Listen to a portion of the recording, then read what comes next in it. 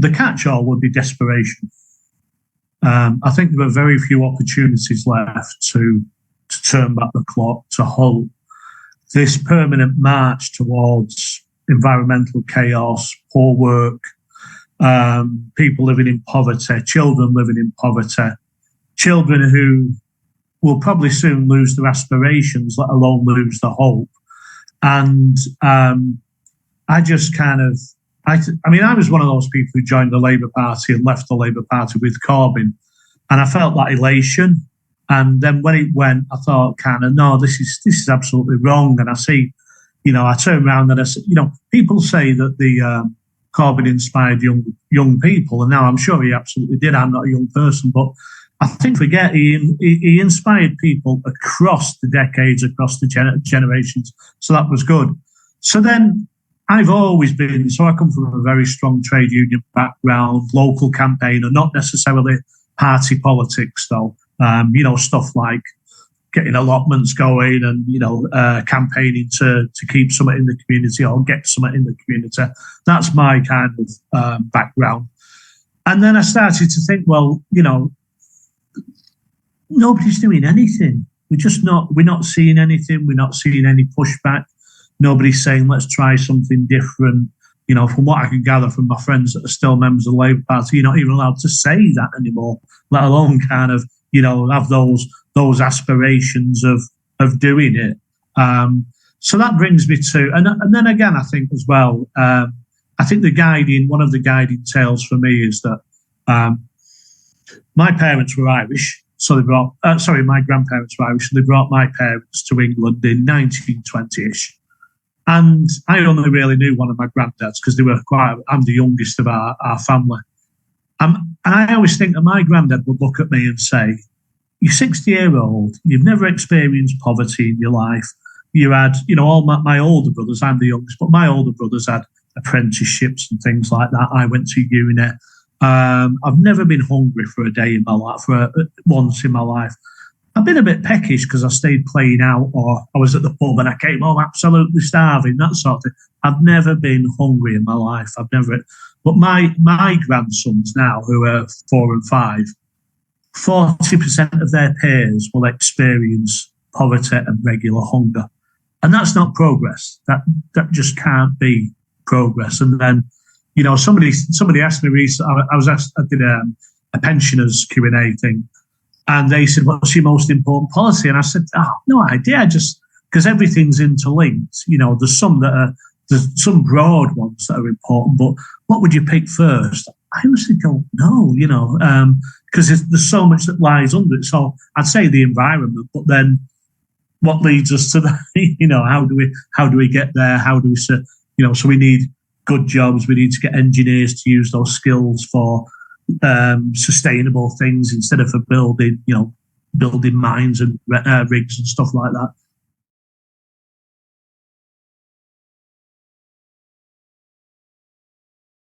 We absolutely do need that shift. But the other important part about it is we need to get money into pay packets as opposed to into dividends and shareholders.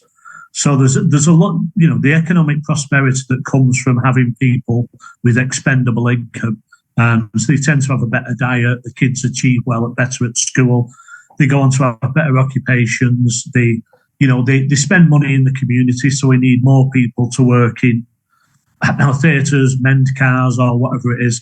And that wealth, the local multiplier, as we call it, is absolutely fantastic. And you'll be able to see that the moment we see some movement. So this poverty wage approach that we have, with people completely dependent on welfare to get them by, it's just not sustainable, and it's not fair that as a taxpayer we should pay for a businessman to pay somebody rubbish wages when if you can't afford to pay your workers, then you've got a hobby, you've not got a business, and you should pay your workers properly. That's, so they can spend that in the community.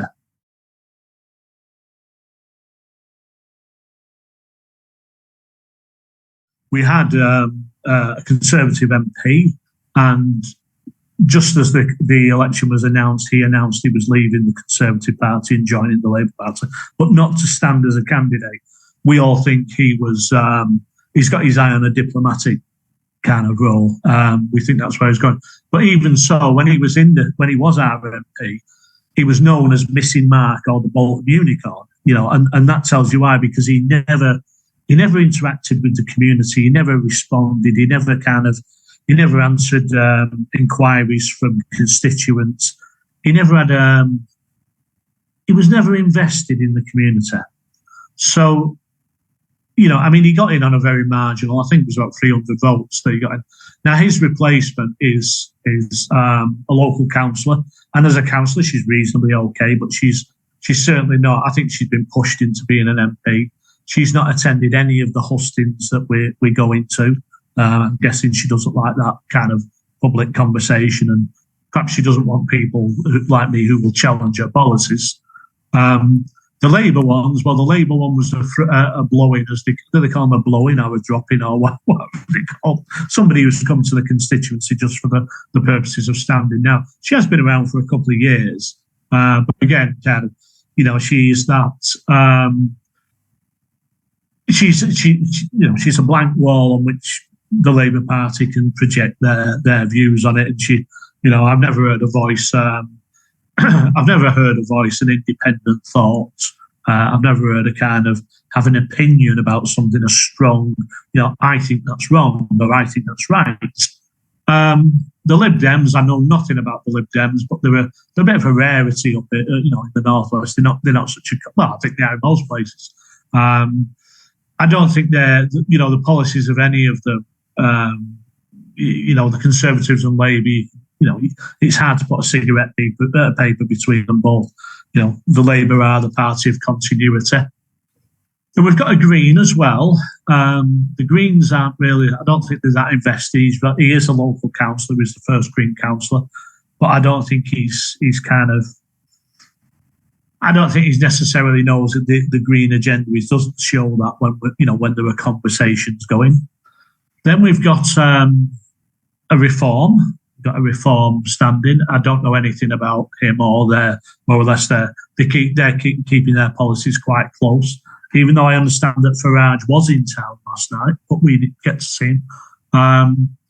Then we've got another independent who's perhaps not as political as I am. I think he's a bit of like a single cause kind of person. He's really sound in what he's saying about his particular cause, but I don't think he has a view on most things, and probably more like a local councillor than an MP.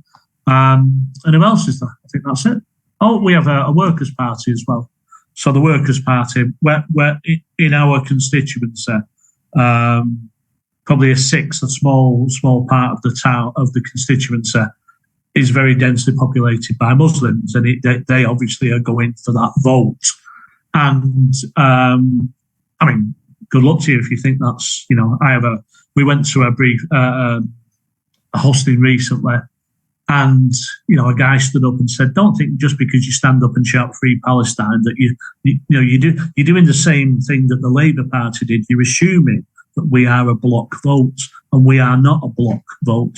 At least treat us with some decency, some integrity. You've got to win our vote." So then we had this kind of big conversation about what's your view on Palestine.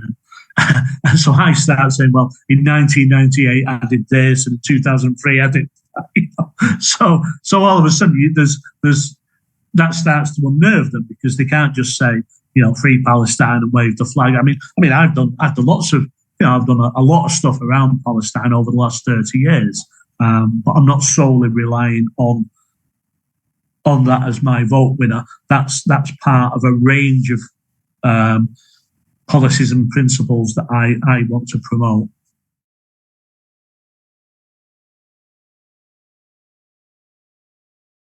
I do. I have an extensive kind of, I quite unusually, I made my mind up to stand 12 months ago. So I haven't been caught in that flurry. So probably there's a core group around me of probably about 14 people, a little bit more. And then on top of that, we've got about 20 people who will just canvass. They're not interested. So me and those 14, 15 people all agreed the policies probably 6 months ago at least. And probably more than that. And we've just been as things have changed in the political arena, we've been knocking things around and chopping and changing maybe, but nothing, nothing's that far away. I guess it's more about detail.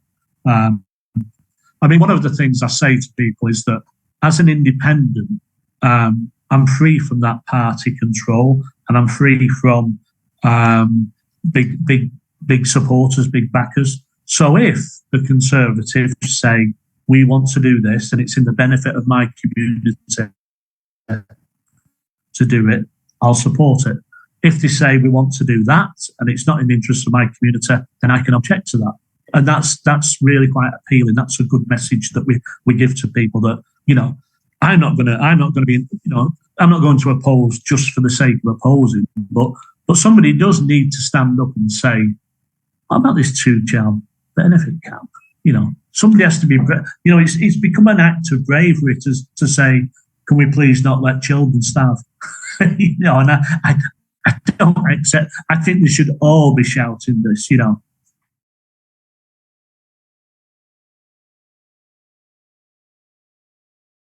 We need that balance, don't we?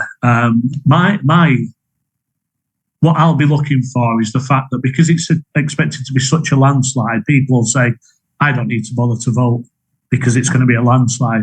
And, that we're saying this to everybody we can talk to, kind of get out, we're not saying lend us your vote because we intend to keep that vote. We intend to kind of, use it in the future.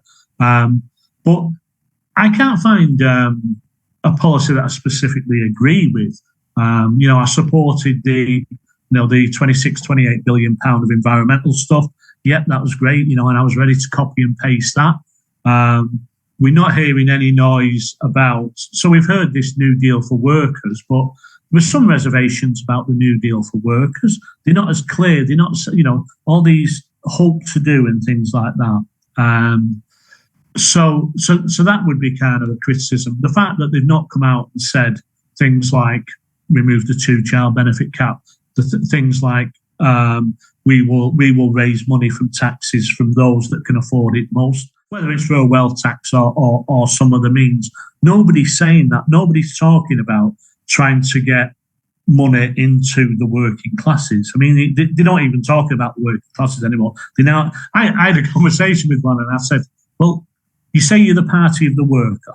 Now, my mother never worked a day in her life. She ran the house and raised 7 kids. She was an absolute sound socialist. She was absolutely brilliant. She probably created what we are now. Are you saying you're not her representative? Because I find that really, really hard. In fact, I find it unacceptable that you wouldn't, equally kind of people who are on benefits, these people that we want to stigmatise and, So there's very little that I kind of take to, and I do, I refer to them almost like a tag team when you get in kind of, Tory light and full-blown Tory, and I don't think Tory light is a fair description anymore because I just think it's Conservative continuity, to be quite honest with you, So I'm struggling, and I think some of the other stuff, the reputation for the way people have been treated. Now, I have to be fair and say, I'm a big fan of Corbyn. I'm a big fan of Diane Abbott. I've met these people, so and I'm big fans of theirs. I had this idea that I'm going to sit in when we were on the show about Diane. I had this idea that I would sit in the back benches in between Corbyn and Diane. I have a book on my shelf that we both signed to do a fundraiser. And it's that as well. The way we can't just disagree with people, the way they have to almost obliterate somebody. Now, regardless of what you say about Corbyn, he had some really, really good ideas, really sound. Even if you don't like him, you don't like his politics, you don't have to do that. But he had some great ideas, really kind of stuff that would, like I say, get wealth into the community, have a fairer world, reduce homelessness. So that's another thing that I guess the Labour Party aren't saying a great deal about. We're hoping that we've got a pretty big hustings on the 28th at a big smart school like that. we're hoping that we're going to get some real questions about homelessness and stuff like that, because my policies will win through, and I know housing and I know investment. I used to be a trustee of Great Manchester Pension Fund, which is this £24 billion. It's a huge kind of thing. And one of the projects we did there was we built housing with pension fund money. So that one of the models that I have, I can send you I did a video while we were in lockdown, just purely and simply so I could get the message out. It's not fantastic, it's not a Steven Spielberg, but nonetheless, what it says is that there's an opportunity. So they've got about £2.5 billion in fossil fuel extraction. What I'm saying is, we don't want to reach a fire sale where we've got to sell shares, but if we divest over a period of 5 years, and at the same time we build council housing, then we've got housing in the community. We've got trade union members building it, managing it, maintaining it. Those members themselves would be members of the pension fund, so you're making the pension fund more buoyant. You're saving all them. So in my town, in Bolton alone, it costs about £1 million £1 million a year for crisis homelessness. And if you project that across the country, I think it's almost £1 billion. So it's not just about this million quid, it's them kids who are missing out on school, not having doctor's appointments. I was going to say not having dentist appointments, but you can't get them anyway. But it's not just £1 million quid. It's the social impact of that, of having kids who often don't know what the future holds for them. They don't know. They can't make plans. They can't. So we sit down in our house regularly and say, right, what should we do? Should we go and have a weekend somewhere? And people can't do that. It's almost like it's a grind all the time of a grind of homelessness, not being able to put down roots, not being able to join a school, join your friends and all those things, which is often, we just talk about that as £1 million cost, and it's so much more, I think. So, yeah, so housing is one of my, I also have a lot of the Labour Party won't entertain my view about. So I think you should license private landlords and license private houses, and you must have a license to operate. One of the problems we have in our constituency is there's one particular street that's run by a family with probably 4 or 5 different members, and they don't even tell you you've got a month's notice.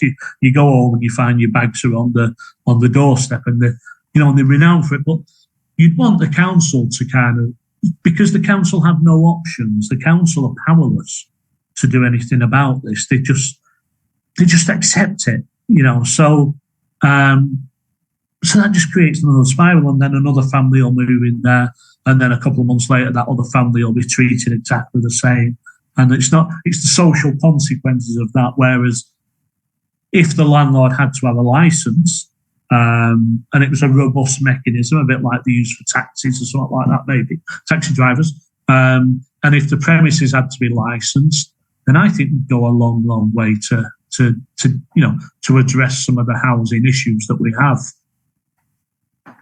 My other one as well, I'll get this one in, is about the empty dwelling management orders. So the council can either enter into a voluntary agreement, or it can compulsory take control of a dwelling and manage that for the benefit of the community.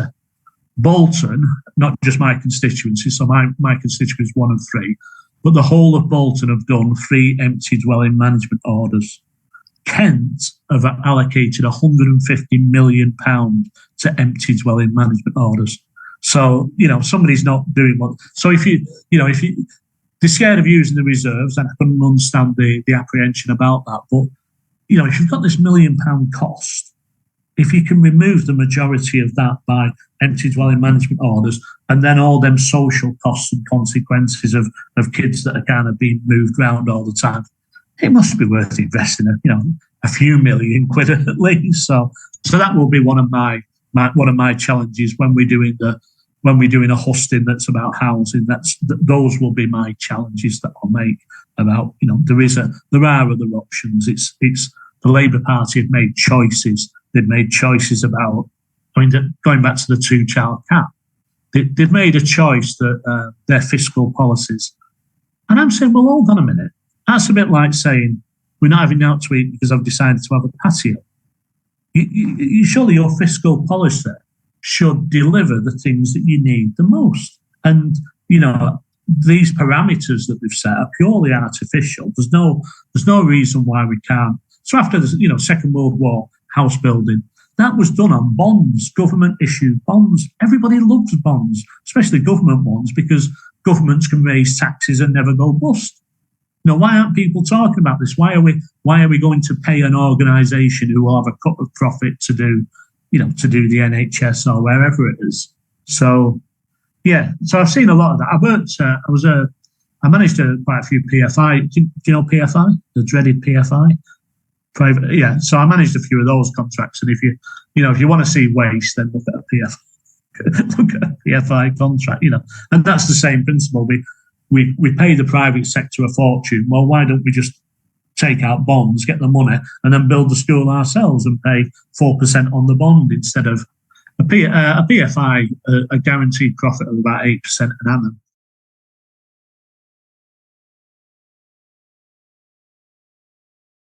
I absolutely know it's jobs for the boys. That's where the influence lies with the Labour Party.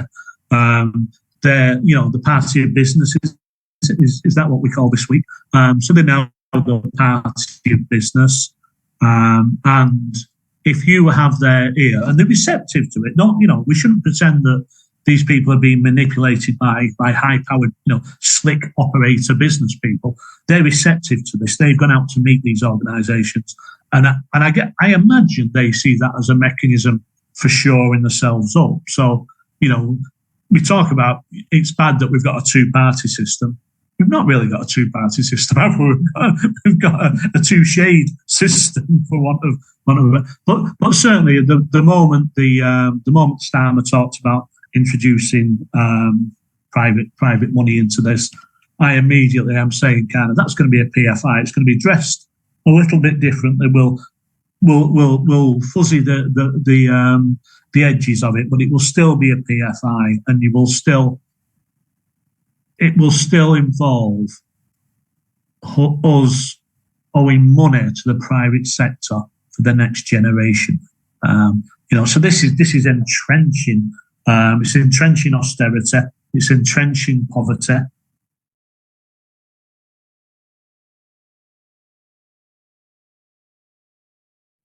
It's a drain and a strain on the budgets of local councils on education. One of the other difficulties that they've had was they have this phrase which they call a self-managed contract. Now, you may as well. It's like putting a fox in charge of chicken safety. It's ludicrous. So why people like me were employed? So I come from a contract management kind of background. I've built big schools, but I've also managed big contracts. So these self-managed contracts.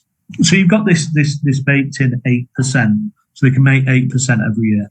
What also happened right at the beginning was people were just given free rein. So I've seen marble benches outside school that cost £8,000. So that £8,000 accrues 8% interest per year. So every 9 years, every 9 years, it doubles the cost. And that's where some of the other kind of the real loss that we make. So instead of having a new bench every year that costs you £200, you've got an £8,000 marble bench, and that's that. So that's a pretty small. But one of the other cheats that they do is this: they also a self-managed contract. So it doesn't actually do any management, and it's shrouded in secrecy. And what most organisations tend to do is put a relatively junior member of staff in there to kind of occasionally meet with the contractors. Now these contractors are slick and they know contract law, and they left us standing. So then you got organisations recruit people like me. I've only worked for councils and stuff. I don't work in the private sector. So they recruit people like me who have a little bit more of contract management experience, and we read the contracts and drill down on the contracts. But another one is an open book principle. So what they'll say is that in the interests of openness, we'll get whatever piece of work you want to do, we'll get free quotes and we'll show you the quotes and you can choose the quote. What they don't tell you is what sits behind this. So every contractor who's a preferred contractor pays to be on their books. So person 1, 2, and 3, they've paid for the privilege of being on their books. So how do they recover that payment? They inflate the prices. And that's that. So you're making a choice, but you're making a choice out of 3 prices that are already inflated.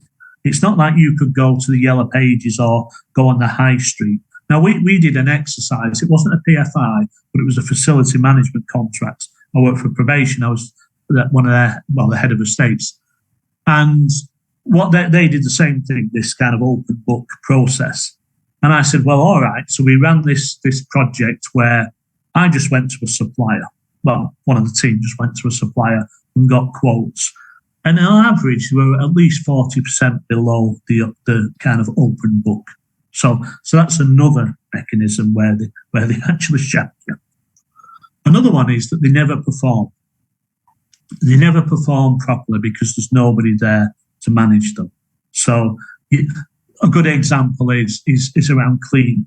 So most PFI contracts will say the school has to be clean and ready for use at 8:30 in the morning. That's generally a term that's in the PFI contract. Now, what they do is they don't do that. They don't have the adequate amount of staff on there. So the school over a period of time becomes a bit tardier and a bit dirtier. And then every 6 months, what they do is they do a deep clean. So the standard, if you can see me, and the standard kind of falls, then they do a deep clean and the standard falls. And you've got to remember, all this time they're not doing that particular job, they're saving money. Because they're not paying staff, they're not using the kind of materials that they need. And if you apply that to more or less every function.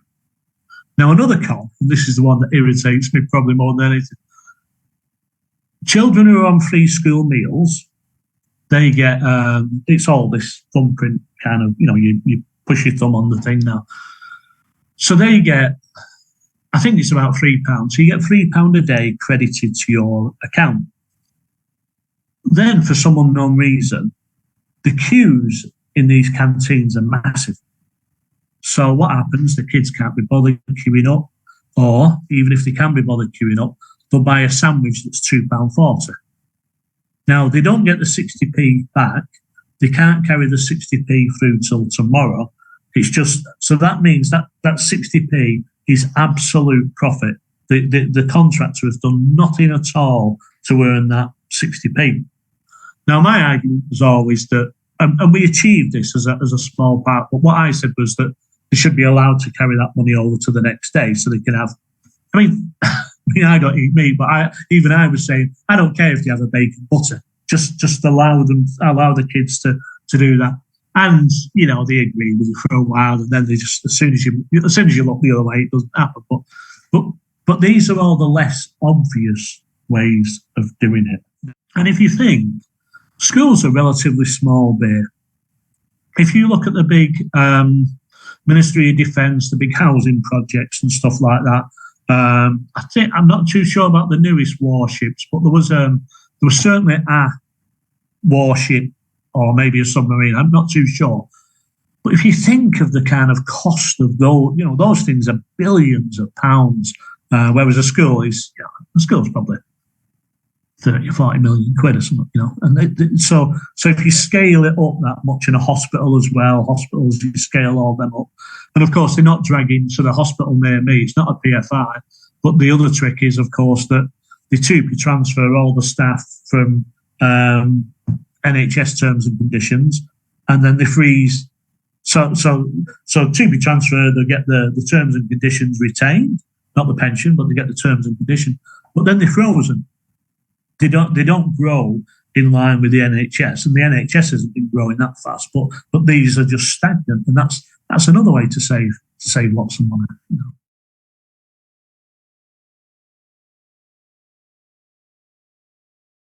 So again, it's back to this principle that I have of um, producing the products, the turbines or whatever. So we have to do something about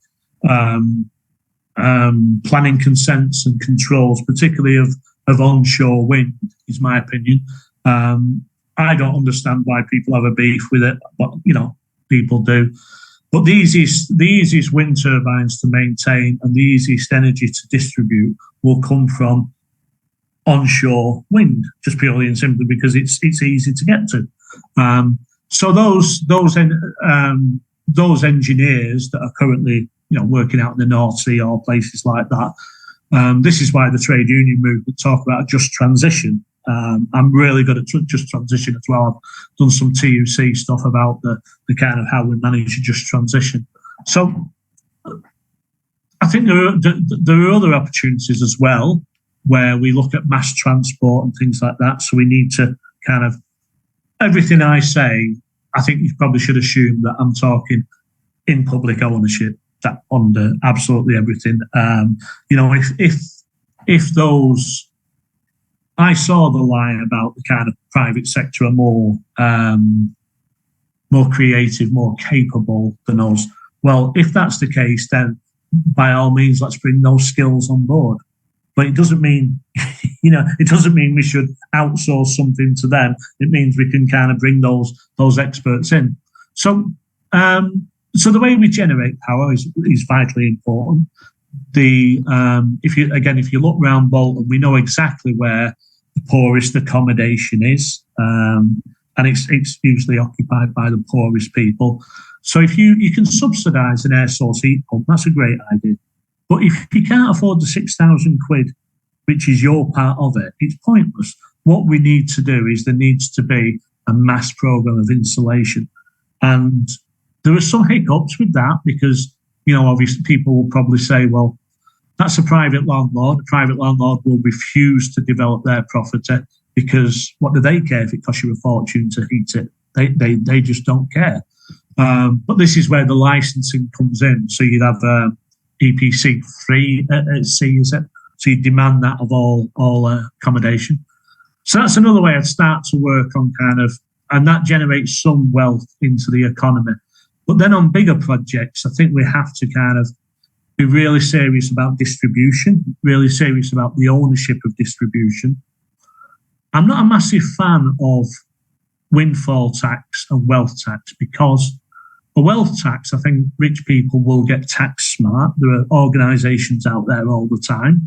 And windfall tax, it doesn't necessarily have a trigger as far as I'm aware. So what I'm saying is stop all the money going up there, then we don't have to claw it back down. Keep it in the community. So we go back again to paying people properly for the work that they do. I think as well, when we look at, and marine seems to be missing off a lot of them. I looked at the Greens the other day and I couldn't see anything about marine generation either, marine or stream. Marine covers tide and stream. I couldn't see much about that. I think that's something we need to kind of consider and to invest in.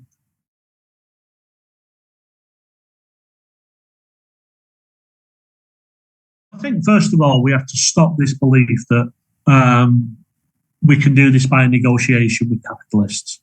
That's a bit like saying you can remove workers' rights by talking to me. It's never, ever going to happen, So what we need to do is we need either government ownership, which is my preferred model. I don't think we'll get there. But the other alternative is an effective tax system that increases incrementally.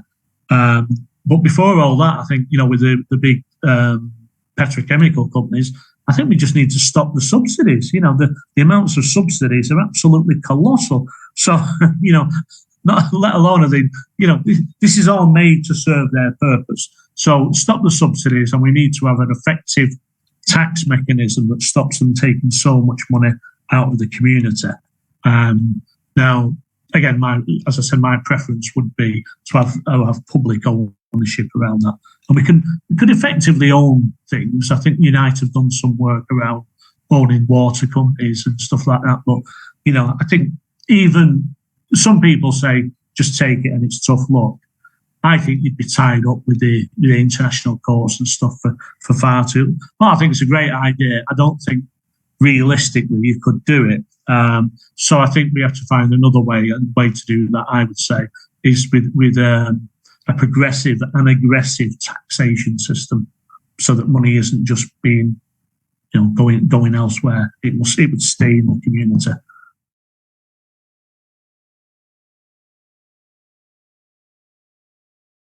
When we talk about trade union legislation, a lot of people look over the past 6 or 12 months, and that's certainly not, anti-trade union legislation at pace started in about 1979 or something. But, ultimately there are laws that they rely on that have gone back to 1330 something. So my approach, first of all, would be to remove the anti-union legislation. I would also want to introduce a system where trade unions can ballot their members electronically. I would make the case for facility time mandatory, as opposed to something that you kind of agree. So in the public sector, it tends to be okay to get facility time. Some employers, usually the very well-paying employers, tend to have a good respect for the working relationship that they get with trade unions. The ones that you really worry about are kind of, we have an organisation, a bakery near us, and if you mention trade unions, you'll get dismissed. Other organisations as well, like if you look what Amazon are doing, this tomfoolery that they're doing about how many employees there actually are, so that the trade union can't meet the threshold. So for me, there would be recognition. There would be no what's the term? There would be no threshold for trade union recognition. There would be trade union recognition that would be mandatory. And that when companies go bigger, then I would look to see that representation on boards. The one thing that Unite are doing really well now is they've got an economic research team. I don't know what they call themselves, but it's really, really interesting. So now when a Unite branch put in a pay claim, it's really very well structured. It considers the company's profits, any plans that they have in their annual reports and stuff like that. Really, really good, kind of like, and so we need a lot more of that. The minimum wage, well, I have mixed views about minimum wage. I was worried it would become the standard wage, and I think it is. And I think that if you've got effective trade unions, then you don't really need the minimum wage. That's my honest opinion. I work on a bit of a project where we do unions in schools. So we go out and kind of spend some time with 13 and 14-year-old, that sort of age, and we tell them about our history and how a lot of the benefits that they see, where they came from, how historically trade unions fought for them. So I would like to see stuff on curriculum based, because currently it's almost like our mates are letting us into the school. We have a good relationship with these head teachers, or some of us does. What we want is that to be part of a curriculum based in every school. What else? I mean, I would like to see there should be we need more enforcement around things like workplace health and safety. It's almost, you used to be able to say every workplace will get visited by the health and safety executive every 2 years or whatever. Now you just no idea. There are workplaces that never get visited. So that the health and safety executive needs to be stronger. I think applications to tribunals, the qualifying period is currently 2 years if it's not for a protected characteristic. And I think we need to move against that as well. So we need to just all these bad practices that we had, the things like 0-hour contracts. Well, the conundrum is always, what do you replace them with? Do you replace them on hour contracts? So I would rather not do a day's work than have to do an hour's work. So there's a conundrum there that I'm not sure we've got our minds around. I mean, you'd want to see kind of, if you had instead of trying to legislate for all these nuances, if you had a strong trade union in the workplace, then they could kind of fight against those things. And I mean, a really good example was, I always said that I left school in 1979. I always said I never joined the trade union. And the reason why I said that was because my father said join the union. So I went to the, get your gloves, get your boots, join the union. So I went to the storeman, there's your gloves, there's your boots. I collect subs on Thursday. He never said, would you like to join the trade union? This is the benefit, is and he said, I collect subs on Thursday. So then this was there. And then a couple of months later, there was me and a lad the same age. And we were always up to, we were 16, we were up to mischief. And occasionally we went a bit too far. Anyway, this one particular time, all the workers are in with the foreman and just banging and shouting. And me and Lee are thinking, like, we're in big trouble. So all the workers come out, no eye contact. The foreman comes out and beckons and we go in. And he said, do you know what that was about? No idea. Like, he said, well, they're saying that you're doing a man's job, so you should get a man's pay. And our pay went up from £21 a week to £48 a week. And that was just purely insane. And that's the strength I'm talking about, that ability to say, no, you're not employing people on a zero contract. No, you're not kind of making them wait at home until you get a phone call. You're going to employ them on proper terms and conditions. I think the way to do that is by having strong trade unions. I don't think you can legislate for that. But I'd welcome any legislation that did it, but I've not been able to think of any for all the years I've been about, I propose real change. I'm an honest, direct person. You will never get one of the main parties speaking on your behalf in Parliament. You'll never get one of the main parties who wants to see wealth in our community. You'll never hear me use politics of division. That's become the centrepiece for most politicians. I'm based in the community. I live in the community. I've been here for 30 years. Vote for Kev. I think it's all of the above, isn't it? It's that which is your most important policy question. I think sometimes, isn't it? Why? No, I mean that's. What we're trying to show is the fact that I'm different. I'm independent. One of the promises is that I'll bring a law centre to the constituency. I'll have regular monthly updates. I will consult the constituents before a major decision is taken. I will have red lines. I'm not going to pretend that I don't have red lines. But those are my promises to the constituency that, and the law centre one, I'm a trustee of a free law centre. We leave, I think we just hit £1 million for this this part of the year. So if you think of that, £1 million in the community, local multiplier, that means it's got a value of almost £2 million in the community. That's amazing.